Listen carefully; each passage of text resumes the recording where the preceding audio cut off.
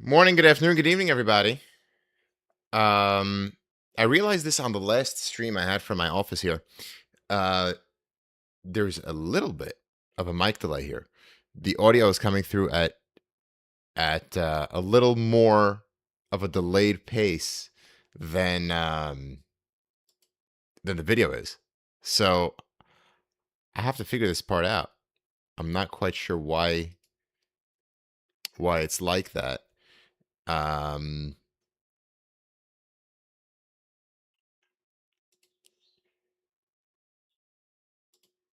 let's see. I just changed the setting. I'm either gonna break this whole thing or it's gonna go through all right. One way or another, we're gonna have a great day, right? So, oh, I get to bloviate for 3 minutes now. All right, so, uh, okay, so here's your mirror into my life recently. So in Orthodox Judaism, there's this idea of, so if you're familiar with the Ten Commandments, familiar with the 10 plagues of the biblical story of Exodus, the final plague was the killing of the firstborn amongst the Egyptians. So the Jewish firstborns, who are male, have this particular fast that takes place the day going into Passover. And in order to be absolved from the fast, they have to go to any sort of religious celebration. So strategically, a bunch of synagogues prepare to finish learning a certain book by today. And the celebration that they go to attend to absolve the firstborn from fasting the entire day happens to be taking place this morning. So that's where I've been. I was there practicing that. Falcon Steph. Oh, mouth and sound match up to your eyes. Perfect. Sean, new background? No, this is just my office background, which you probably saw. And I do realize I have another minute until I got to go into the headlines here. This desk is a standing desk. So this setup, I think I streamed this setup on Friday. So that was possible. But I got this desk actually as a gift for consulting with somebody. Yeah, they gave me a free gift card and I took it. So Antique Extra, slight leg. All right. Listen, I don't know what the difference is between here and my setup at home, but we're here. We're here, and I'll try to figure it out by next time. I don't know. I gotta have my work setup happen at the same time just because of my schedule. But yeah. Okay. Let's dip into the headlines here.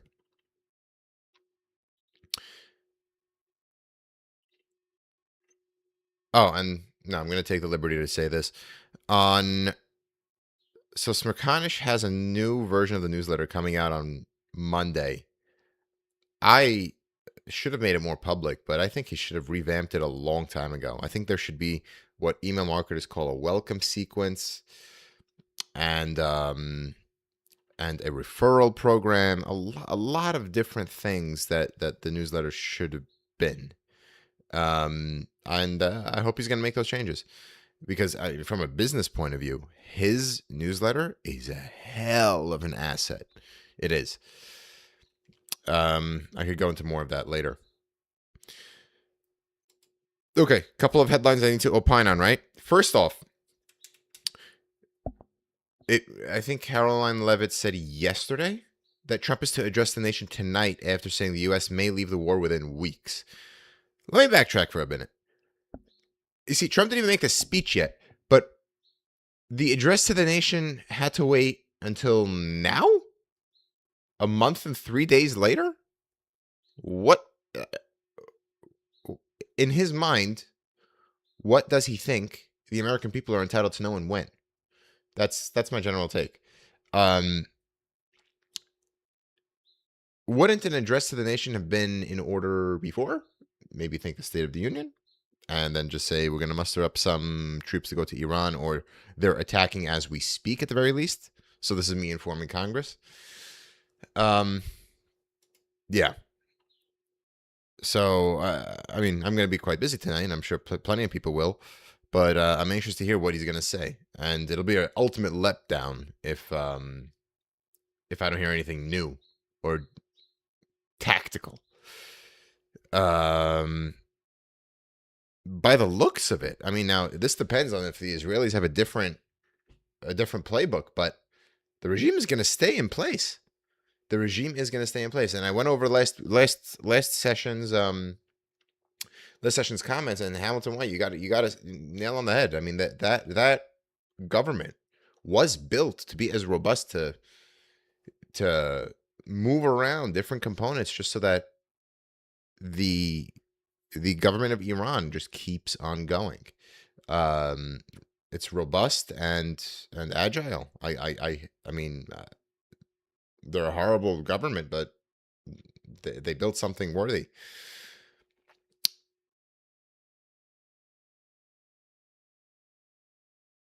There's some coverage on birthright citizenship. I mean, my general take on birthright citizenship, you can't undo a century of law without amending the Constitution, especially by executive order. And it's sort of just play the hypothetical. And every American has some version of this. So my dad came here under refugee status, and my maternal grandparents came under the same. If birthright citizenship gets voided, do you go ahead and revoke people's citizenships? I mean, I guess so that if my maternal grandparents, they got citizenship legally through refugee status, so that's fine. But let's say, just play hypotheticals over here.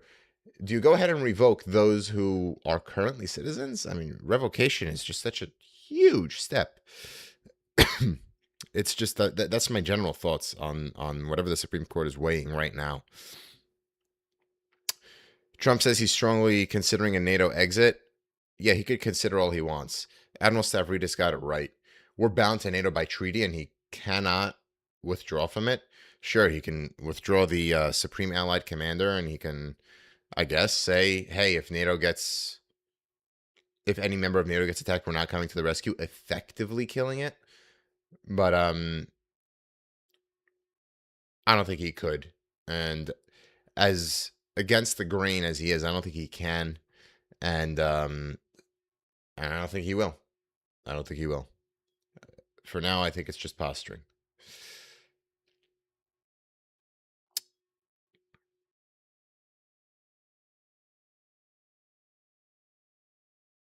Alrighty. All right, let's hit some other headlines.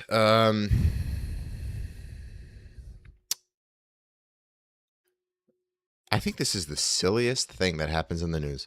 The White House ballroom construction is halted by a federal judge. Why? It must halt until Congress okays it. To my knowledge, again, I don't do news full time, but to my knowledge, the ballroom is being funded through non-government funds. And any renovation, I believe, is up to the judgment or discretion of the commander-in-chief. The fact that Trump is getting this ballroom done in an efficient manner compared to a lot of other government initiatives, I don't have a problem with it. And what is forget about the judge for a second. What does the opposing litigant have anything to do with the construction of the ballroom? It's not like Trump is building the ballroom and taking it home. He's building the ballroom for the purpose of White House and government use. The DOJ is to appeal it, of course. And Trump is signing an executive order to target mail-in voting. I love mail-in voting.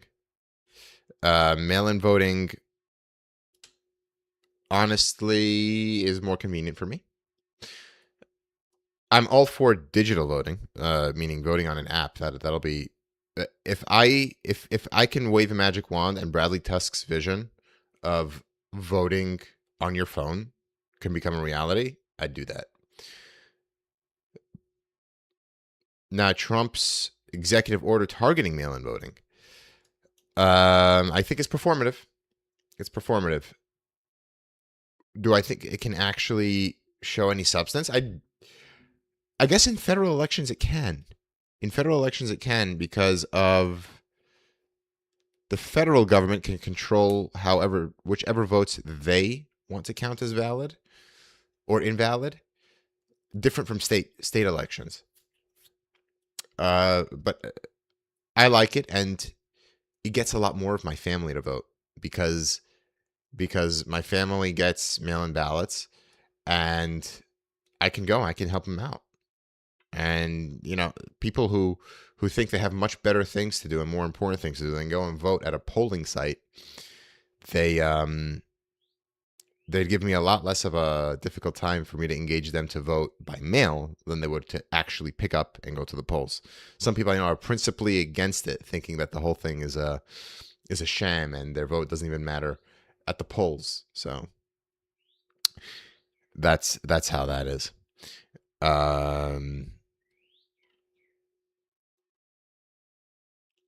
And I think the ultimate clown show is Congress nowadays, between the House Republicans on DHS funding and the Democrats saying we're not going to fund the entire government.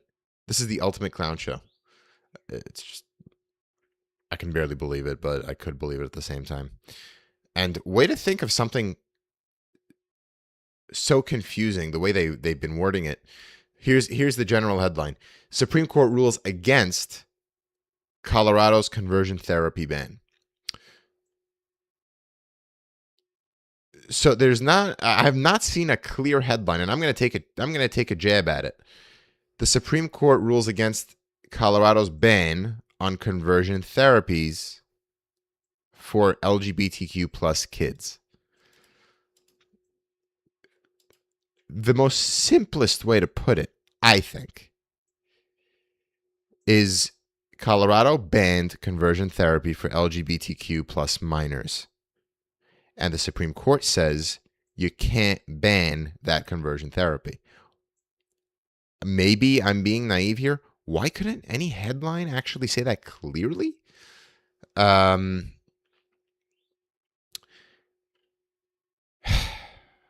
take. My take on conversion therapy. I think any kind of therapy or any kind of, I guess, treatments. There's a word that I'm looking for. Any kind of treatment that aims to change a person's identity, mentality, is unhealthy for a human. And whether it should or shouldn't be outlawed, that's subject to representative government.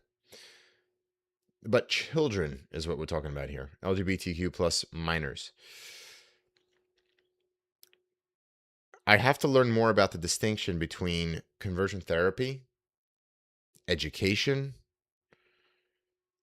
because sometimes kids just need more awareness about what the world is and feelings that they're feeling, and sometimes they need education. And when it comes to sexualizing children, I have a soft spot that cannot happen. I believe Ron DeSantis had a point by saying our kids were being sexualized through Hollywood and a whole bunch of woke things out there that just inserted sexuality into children's shows and movies, and it was just inexcusable. And it should be the prerogative of the parents to address it when the time is right. So if let's say there is a minor that goes to their parent and says, I think I should be in the girls' locker room. Meanwhile, they were born with male genitalia. The parent should have the right to educate their child on this is how society is structured. This is the gender roles. And why do you think you should be in the girls' locker room? That's different than, no, you belong in the male locker room, but we're sending you to this facility that will convince you that you were wrong for coming to us in the first place and saying, Mom, Dad, I think I belong in the girls' locker room. I realize that I switched up the terms female, male, and girl and boy, but you get the point. You get the point. There's my controversial take for the day.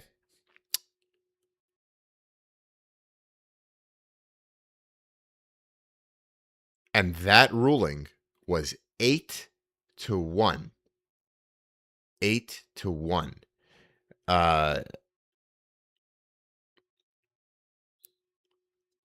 The Hill's headline: Ketanji Brown Jackson breaks with liberal justices in backing conversion therapy ban.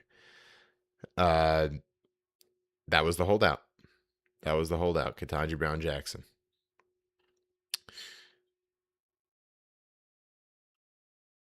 All right, I'm going to hit another headline, maybe two, and we'll head out for the day.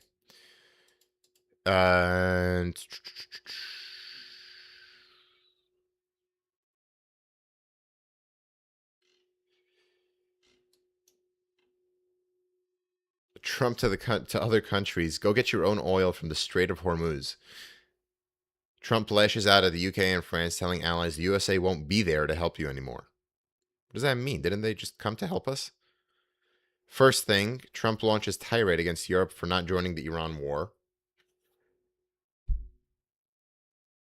And securing the Strait of Hormuz is not for us. I think I see what he's doing here. Trump wants others to go and secure the Strait of Hormuz. Frankly, the U.S. doesn't need the Strait of Hormuz. The rest of the world does. And if the rest of the world wants their oil to be secured, they're going to have to do it. Trump, I think, is trying to twist the arm of the Europeans to come into our aid because it's just more military might and military power. It also, and so that brings me back to Smerconish's interview of former Supreme Allied Commander of NATO, James Stavridis. And if this war was a preemptive war against Iran, Article 5 of the NATO Charter could be triggered. But Trump didn't go for that. Trump is trying to twist the arms of, let's say, the British and the French in this scenario to go get your own oil from the Strait of Hormuz to join the war. And I think he was expecting them to, but they stayed out of it. They stayed out of it. And England, in a different sense, was not exactly facilitating the U.S. for even initiating their offensive. So there was that. Final headline, and then I'll head over to some comments. The Pope rebukes Hegseth's prayers, labeling them as bloodlust. The Pope has a message for the Secretary of War, Bloomberg reporting. Axios: Pope versus Trump, Pontiff takes aim at U.S. policies. Not being a Christian, coming off Pope Francis, is it better or worse for the church if the Pope is taking constant anti-Trump positions or very liberal positions? I mean, gay people still can't be appointed ministers. And it's still considered a sin, at least to my knowledge of Christian theology, as it currently stands by the Pope. I think the day of admitting gay priests will come. It's just when the time is, I guess, when the right pope is there and the church is seen as basically having to do it. Um, I do see that, but how much longer until the pope becomes completely politicized as a right versus left thing? There's that. And I did think to myself, I went through Hegseth's prayer. If I were in the military, I wouldn't like it. I have nothing to do with Jesus. If you were to make an agnostic prayer, maybe there's something to be said that our Constitution has the right to either swear or affirm. That distinction is something that should carry over into all levels of government. I'm all for protecting tradition. Don't get me wrong, but in the government sense, that's where I fall out. Okay, let's go into some comments over here. We're at 22. Before I forget, on Friday, the interview is 40 minutes, and right now it's slated to begin at 8 o'clock Eastern time. I think to respect you guys' time, I'm going to start it at either 7:40 to end at 8:20, or 7:50 to end at 8:30, like I usually do.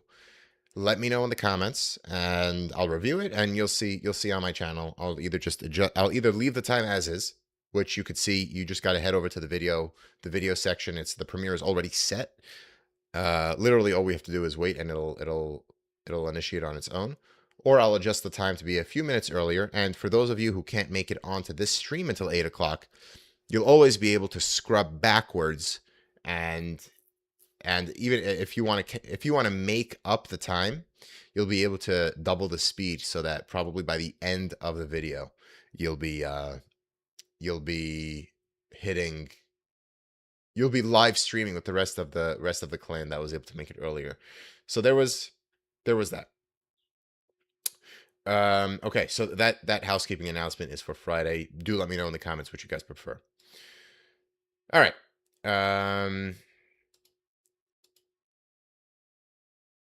Looking at some comments here. Desert Sunset, Trump's mom was an immigrant. Yes. And if that means that his father wasn't, then he's guaranteed citizenship. I'm not sure what that comment's supposed to mean.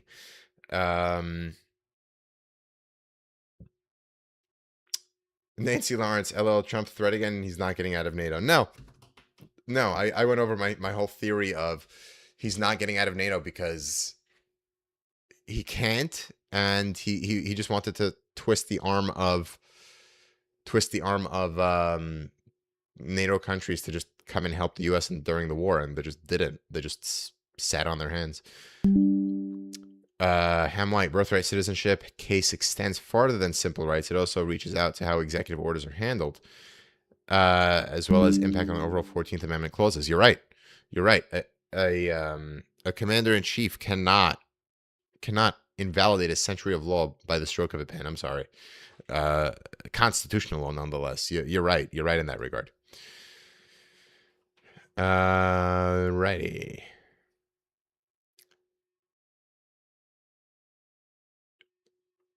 Tammy Moran, good morning. Admiral Stab is way too smart for Donald John Trump. He would have never been able to sit still for good advice. They had on James Mattis, I want to say, one of the news programs. And I wanted to say, I mean, I was sort of secure and thankful that Mattis was a part of the government,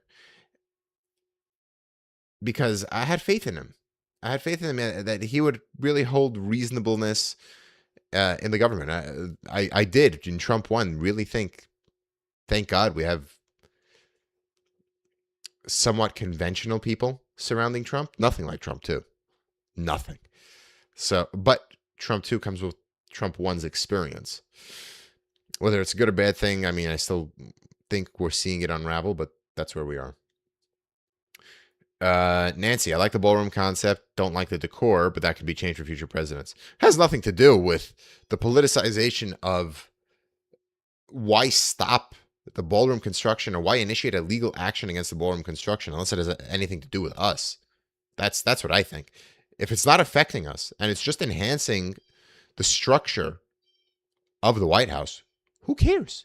Let him do it. Do you always have to fight Trump on every little thing he does, even when it's good? That's what I'm getting at. Nancy, the funding is not the point. The judge says he doesn't own the house. Like I said, it's not like he's taking the ballroom home with him. It's staying there. Whether the judge is saying he doesn't have exclusive say all on what happens to the structure, different point, but this just seems petty. That's what I'm getting at. Ham White, all renovations must be approved by Congress and review of architectural process at any federal property. I can't cite the specific legislation. I did a deep dive on this months ago. Ham, in response to that comment, did he not circumvent that legislation by some loophole or somewhat or other? It'll be interesting to see. I'll take a couple more, and then I got to jump to my 8:30, ladies and gentlemen. Nancy, maybe the UK didn't back because they knew. Maybe the UK didn't back because they knew they would suffer from the fallout of the US. Suffer more from the fallout than the US. Perhaps so. Trump's response, I guess, would be, well, that means you should have helped us even more topple this regime so that you don't have to deal with the fallout. Now you have to deal with the fallout between the UK and the US. That's what Trump's response would be, but I'm just playing devil's advocate here. Sean Nichols, is the Pope responsible for Christian theology? The Pope is Jesus' representative on earth in the flesh, isn't he? According to his own theology. So I guess, in a sense, my answer to that question is yes.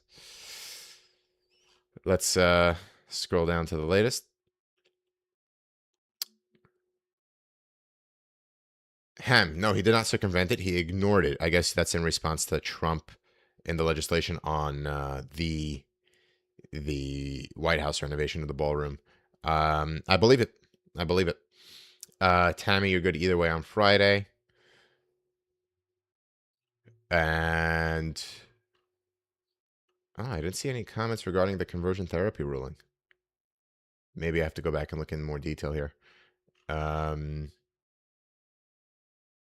Okay. Ladies and gentlemen, wishing you guys a very happy holiday. I will see you again. I will try to be in the chat with you Friday morning. Looks like I'll leave it as is, scheduled for 8 a.m. And wishing you guys a very happy holiday, or not, whatever your practice is. Thank you so much. And this is the final stream. It's my final day in my 20s. So next time I see you, I'll be a good old 30-year-old. Ladies and gentlemen, be well. To make today the greatest.